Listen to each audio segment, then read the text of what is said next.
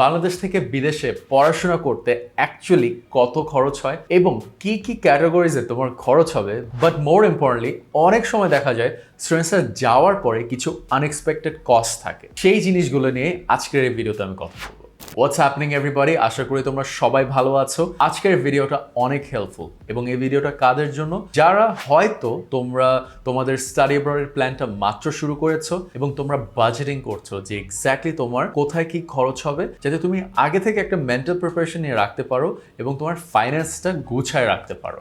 So, তোমরা যারা আমার চ্যানেলে নতুন, my name is Z and welcome to my channel where I make helpful videos for students like you যারা বিদেশে পড়াশোনা করতে চায়। দেখো, আমার একটাই গোল, to help you become successful, but more importantly, help you make the best education, career and lifestyle choices. তাতে কি হবে? দেখো, স্টাডি অ্যাব্রড জার্নিটা কিন্তু অনেক বড়, তোমার অনেক জায়গায় ডিসিশনস নিতে হবে। তুমি অবভিয়াসলি চাবে না এমন কোনো ডিসিশন নিয়ে নিতে যেটা আলটিমেটলি তোমার বাইরের জার্নিটাকে বাজেভাবে ইম্প্যাক্ট করে ফেলবে, right? That is my job. So আমার চ্যানেলে যদি ভিডিওসগুলো দেখে তোমার ভালো লেগে থাকে, make sure to subscribe and তোমার কোয়েশ্চেন্স থাকলে make sure to post them in the comments. I'll do my best to get back to you. That being said, আজকের টপিক হচ্ছে how much does it actually cost you to study abroad from Bangladesh. আমি এই জিনিসটা 8টি ফ্যাক্টরের মাধ্যমে তোমার সাথে শেয়ার করবো। সো শুরুতেই আসি যে what are the 4 major cost category. 4টা ক্যাটাগরিতে কিন্তু তোমার কস্ট বের করতে হয়। নাম্বার 1 হচ্ছে টিউশন ফিস, যেটা তোমার ইয়ারলি ইউনিভার্সিটির যে টিউশন ফিটা। সেকেন্ড হচ্ছে তোমার লিভিং এক্সপেন্স, যেটা হচ্ছে তোমার থাকা, খাওয়া,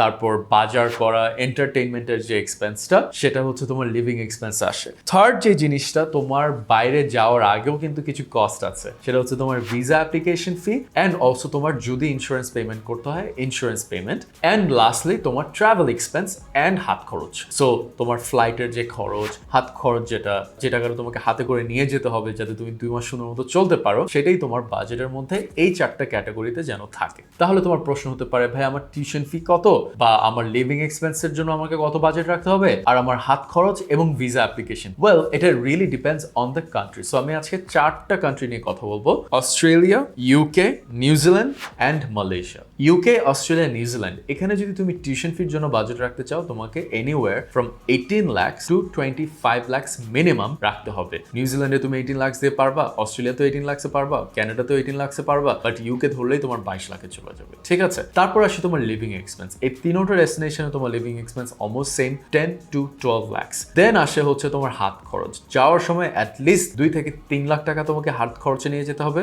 আর তোমার ট্রাভেল এক্সপেন্সেসে যাবে হচ্ছে 1 থেকে 1.5 লাখের মতো। ভিসা অ্যাপ্লিকেশনের সময় অস্ট্রেলিয়াতে তোমার অ্যাটলিস্ট 3-3.5 লাখ টাকা লাগবে।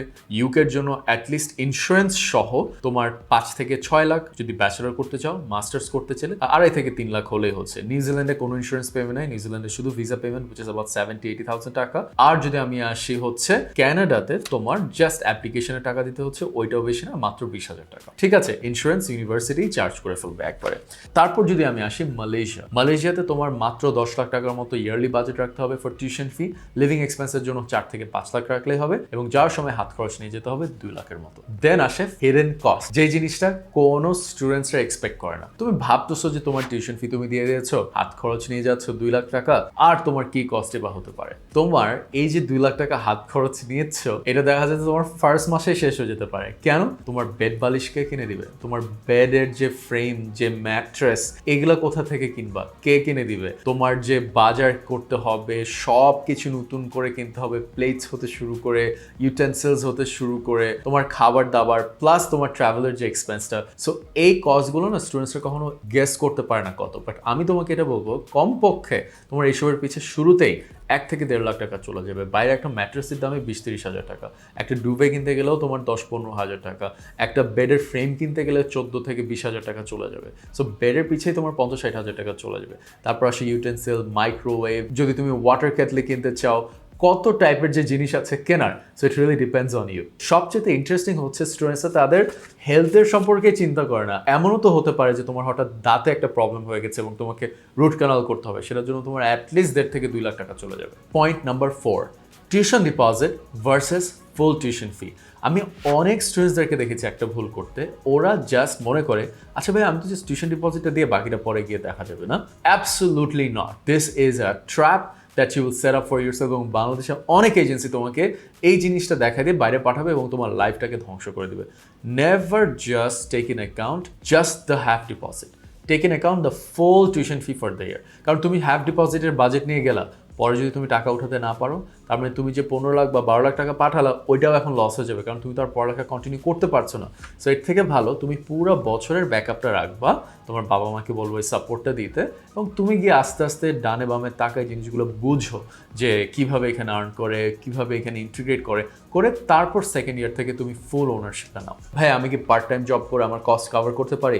ওয়েল, এটা ডিপেন্ড করে তোমার পার্সোনালিটি অ্যান্ড প্রোফাইলের উপরে and the country your going to. Well, first of all তোমার যদি লিভিং এক্সপেন্স এমন হয় যে না $25,000, তাহলে তুমি কোনো মতেই পার্ট টাইম জব করে কভার করতে পারবে না। সো তোমাকে যেটা করতে হবে, দেখতে হবে যে আচ্ছা কোথায় লিভিং এক্সপেন্স মোটামুটি অ্যাভারেজে আছে এবং এডুকেশন এক্সপেন্সটাও মোটামুটি অ্যাভারেজে আছে। তোমার ইউনিভার্সিটি টিউশন ফি যদি $40,000 হয় এবং তোমার লিভিং এক্সপেন্স যদি 20,000 হয়, অবভিয়াসলি তুমি কভার করতে পারবে না পার্ট টাইম করে। হাউএভার, যদি তোমার 20 থেকে 30 লাখের মধ্যেই সব কিছু হয়ে যায়, ইয়াস দেয়ার আর চান্সেস যে তুমি পার্ট টাইম জব করে কভার করতে পারবা। এখানে you have to be really smart. তুমি যদি এমন কেউ হও যে মানুষের সাথে কথা বলতে পারো না, তোমার কোনো পোর্টফোলিও নাই, তুমি সারাক্ষণ গেমিং করো ফ্রি থাকলে, বা মুভি দেখে বেড়াচ্ছ, বা ফ্রেন্ডদের সাথে আড্ডা দিয়ে বেড়াচ্ছ, সো এইটা করলে বাইরে হবে না। তোমার পড়ালেখা করেই সাথে সাথে 20 ঘন্টার যে উইকলি যে কাজটা করে আবার দেখা যাচ্ছে যখন ব্রেক থাকে তখন পাগলের মতো কাজ করে তোমাকে তখন তোমার কস্ট কিন্তু কভার করতে হবে। That's the only way people do it, and if you are smart enough you figure out some shortcuts. আমাদের যত স্টুডেন্ট কানেক্টেড থেকে গেছে তারা কিন্তু তাদের কস্ট সবই কভার করতে পেরেছে। এমনও গেছে গাড়িও কিনে ফেলেছে, ফ্রেন্ডসদেরকে টাকা দেয়, বাসায় টাকা পাঠায়। So it really depends on the person and the personality. Question number 6, ভাই আমার কত টাকা ব্যাকআপ রাখা উচিত? চোখ বন্ধ করে নিউজিল্যান্ড, অস্ট্রেলিয়া, কানাডা যদি করতে চাও বা ইউকে যদি করতে চাও, তোমার 20 থেকে 25 লাখের ব্যাকআপ থাকতে হবে, নাহলে তুমি কষ্ট পেয়ে যাবে। আর যদি মালয়েশিয়া করতে চাও তাহলে তুমি জাস্ট 10 লাখ টাকা রাখলেই কোনো মতে হয়ে যাবে। কোয়েশ্চেন নাম্বার 7, ভাই আমার কি যে কান্ট্রিতে ফুল রাইড স্কলারশিপ দিচ্ছে, চিপ, আমার কোনো খরচই হচ্ছে না, সেখানে যাওয়া উচিত, নাকি যেখানে আমাকে টিউশন ফি দিয়ে যেতে হচ্ছে যেরকম ইউকে, অস্ট্রেলিয়া, কানাডা, আমি সেখানে যাবো? Well, the answer really depends on your job opportunity and the career that you get to achieve. তুমি ক্যানাডায় গেলা, ধরো তোমার ইয়ারলি 20 লাখ টাকা খরচ হলো, বাট তুমি একটা ভালো জব পেলা। বাট লেটস সে তুমি চায়নায় গেলা, ফ্রিতে পড়লা, বাট তুমি কোনো জব পেলে না আলটিমেটলি, এবং তোমাকে দেশে ফিরে আসতে হলো, তাহলে লাভ কি? সো তোমাকে এমন জায়গায় যেতে হবে যেখানে তুমি আলটিমেটলি গ্র্যাজুয়েট করে থাকতে পারবা, ভালো জব করতে পারবা, শুধু মিনিমাম ওয়েজ জব করলেই হবে না, এবং ভালো জব করে আলটিমেটলি একটা সুন্দর লাইফ করে তুলবা। এবং এটার একটা মাত্র ট্রিক হচ্ছে যেসব কান্ট্রিতে ডাইভার্সিটি বেশি সেসব জায়গায় যাওয়া। কানাডার যেরকম ডাইভার্সিটি বেশি, ইউকে ডাইভার্সিটি বেশি, ঠিক আছে, অস্ট্রেলিয়া মোটামুটি ভালো ডাইভার্সিটি আছে, নিউজিল্যান্ড ডাইভার্সিটি আসা শুরু করেছে, they are welcoming to immigrant. So এইসব দেশগুলো কিন্তু ভালো, ঠিক আছে। সো এখানে গেলে তোমার একটা ইকোসিস্টেম থাকবে যেটা তোমাকে সাপোর্ট করবে to approach those professional opportunities and ultimately settle abroad. And lastly, ভাইয়া অনেক সময় আমি অনেক এজেন্সির কাছে যাই, তারা আমাকে বলে আমার ভিসা হওয়ার পরে 3 লাখ টাকা দিতে হবে, বা ফাইল ওপেনিং করার সময় 2 লাখ টাকা দিতে হবে, বা পরে গিয়ে 5 লাখ টাকা দিতে হবে। এগুলো যারা করে কমপ্লিটলি ভুয়া, ঠিক আছে। ম্যাক্সিমাম একটা এজেন্সি তোমার থেকে 1 লাখ টাকা চার্জ করতে পারে। আমাদের যেরকম কানেক্টেডের সার্ভিসই হচ্ছে মাত্র 50,000 টাকা, সেটা হচ্ছে শুধুমাত্র নিউজিল্যান্ড এবং অস্ট্রেলিয়ার ক্ষেত্রে। ইউকে হলে 35,000। এবং আমাদের যে সার্ভিস ফিটা এমন না যেটা খালি ফাইল ওপেনিং, অনেক এজেন্সি খালি ফাইল ওপেনিং এর নামে কিছু টাকা তোমার থেকে সরায় ফেলে। আমাদের অ্যাকচুয়ালি যে সাপোর্ট সার্ভিসেসগুলো তুমি যদি আমাদের অফিসে দেখো, ডেমো দেখো, you can see why we charge you that. For example, তুমি যদি কোনো বাংলাদেশের এজেন্সিতে যাও, তুমি যদি তাদেরকে বলো ভাই আমাকে প্রোগ্রাম সিলেক্ট করতে হেল্প করেন, সে কিন্তু খালি তার মাথা থেকে একটা বুদ্ধি তোমাকে দিয়ে দেবে। ও আচ্ছা আপনি সায়েন্স ব্যাকগ্রাউন্ড, আপনি ইঞ্জিনিয়ারিং এ যান, ও আচ্ছা আপনি এই সাবজেক্ট পছন্দ করেন, আপনি এটা পড়েন। ভাই ও কেমনে জানবে, বা মানে ওয়ার্ল্ডের যে কত ইন্ডাস্ট্রি আছে, কত প্রোগ্রাম আছে, how the hell is that person, that one person গonna know? There's no way. তো কানেক্টেডে যেরকম we do it based on a software, it took us 3 years to build the software, যেটার মধ্যে তুমি ওয়ার্ল্ডের পুরো যত প্রোগ্রাম আছে, যত টাইপের ইন্ডাস্ট্রি আছে, যত টাইপের ডিপার্টমেন্ট আছে, সব এক জায়গায় তুমি দেখে তুমি নিজে শর্টলিস্ট করতে পারবা যে তোমার জন্য কোন প্রোগ্রাম ভালো হবে। তারপর তুমি একটা ডিটেল ইউনিভার্সিটি রিপোর্ট পাবা, যেখানে দেখতে পারবা যে কোন জায়গায় তোমার জব অপরচুনিটিস বেশি, কোন ইউনিভার্সিটিগুলো গ্রামে, কোন ইউনিভার্সিটিগুলো ভালো শহরে। তো আমরা ফুলি ট্রান্সপারেন্ট থাকি। সো আমাদের সার্ভিস ফিটা it's because of the value we give. তো তুমি তোমার এজেন্সিকে জিজ্ঞেস করতে পারো যে আপনারা আমাকে কি দিচ্ছেন যেটার জন্য আপনি আমাকে এটা চার্জ করতেছেন? কি খালি ভিসা করা দিচ্ছেন? আমাকে জব পাবে কে?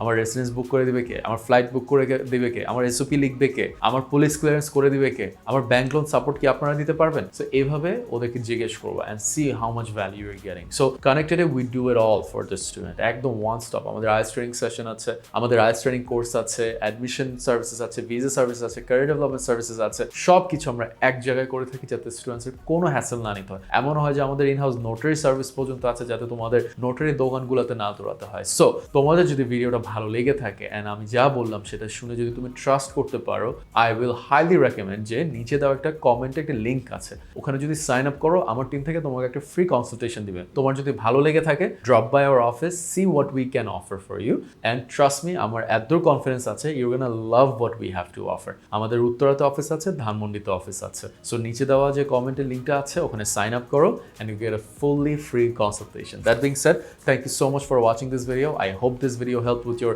study abroad journey, and future যদি কোনো questions থেকে থাকে, make sure to post them in the comments. That being said, I'll see you in the next video.